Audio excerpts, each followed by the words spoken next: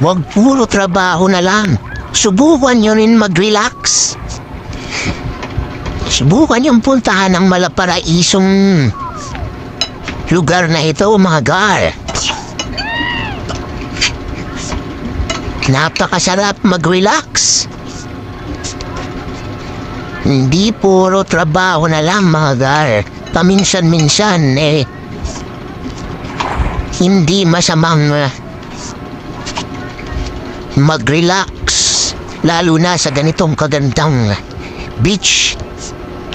Hulaan nyo, mga gar, kung mahilig kayo sa beachan ito.